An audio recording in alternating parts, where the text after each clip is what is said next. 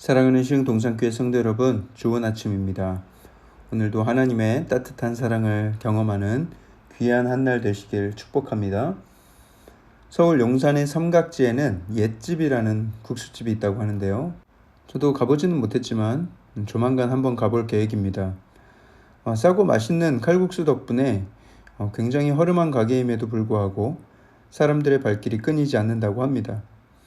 몇 년 전에 그 국수집이 TV에 소개되어서 더 유명해졌는데요. 방송이 나가고 한 남자가 방송국 PD에게 전화를 걸어서 그 방송 내주셔서 감사합니다, 감사합니다 연발했다고 합니다. 그래서 그 이유를 들어보니 이 남자가 그로부터 약 15년 전에 자기가 사기를 당해서 아내도 도망가고 완전히 빈털터리가 되었다고 해요.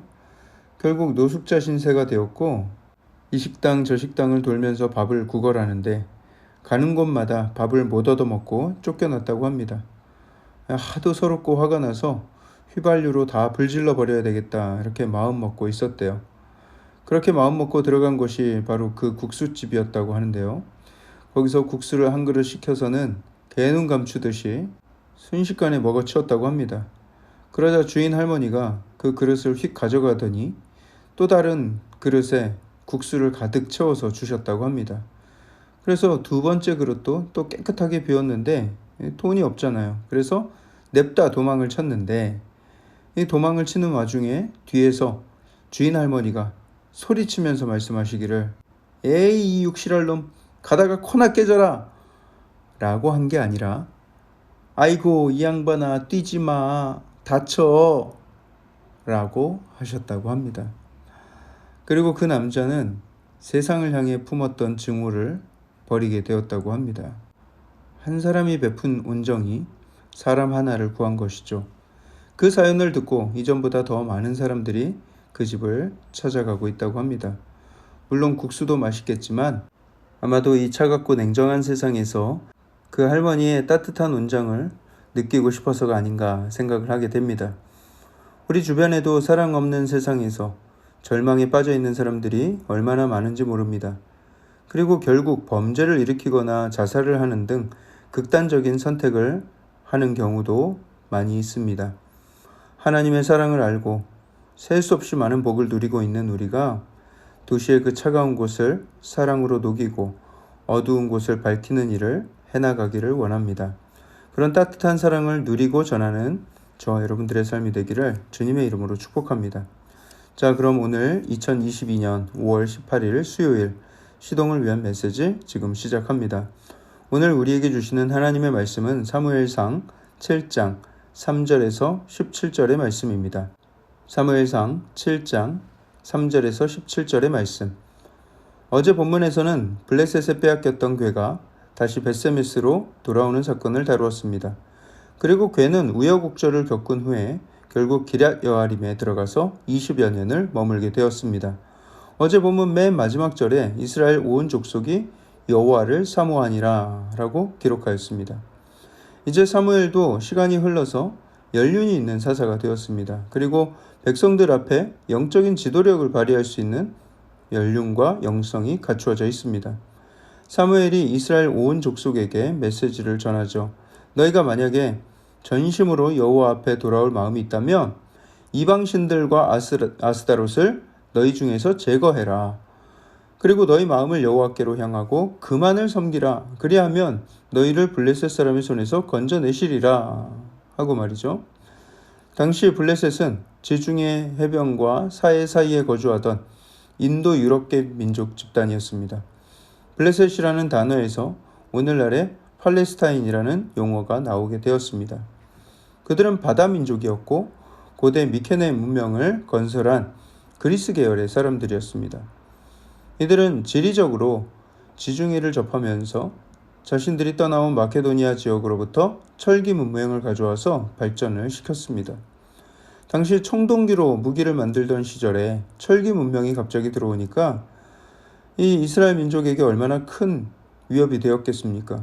청동으로 만든 칼이랑 철로 만든 칼이 쨍 하고 부딪히면 청동 칼은 뚝 부러지고 마는 것이죠. 상대가 안 됩니다.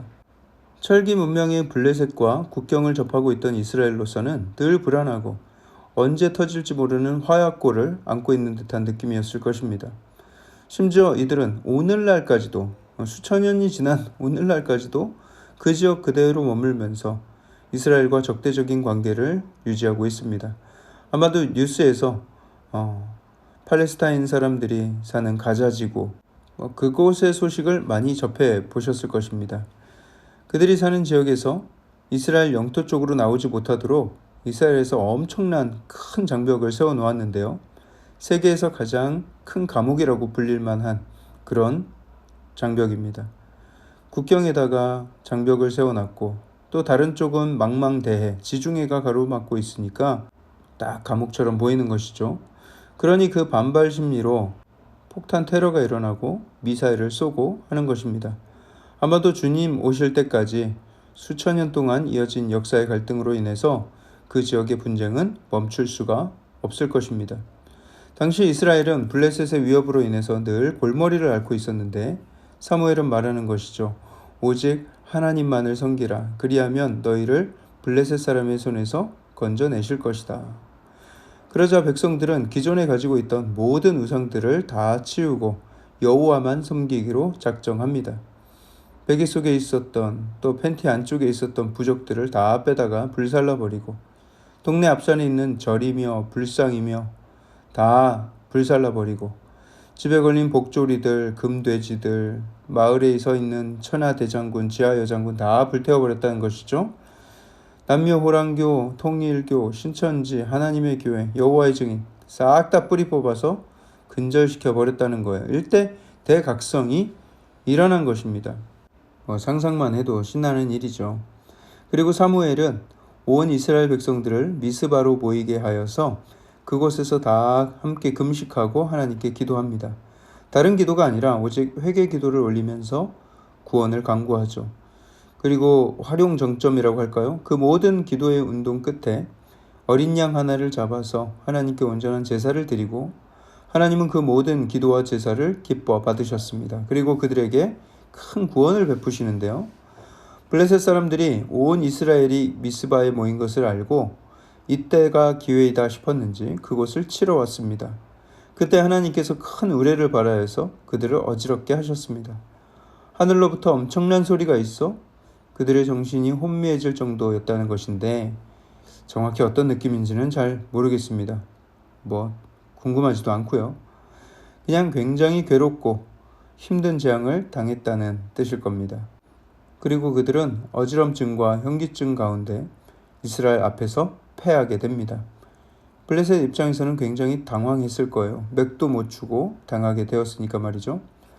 이스라엘 사람들은 미스바에서 뱃갈 아래까지 도망가던 그 블레셋 사람들을 추격하였습니다. 뱃갈은 미스바로부터 약 13km 정도 떨어진 도시라고 합니다. 그리고 사무엘은 돌을 구해다가 그곳에 세우고 여호와께서 우리를 여기까지 도우셨다 하고 선포를 하죠. 그리고 그 이름을 에벤에셀이라고 명명합니다.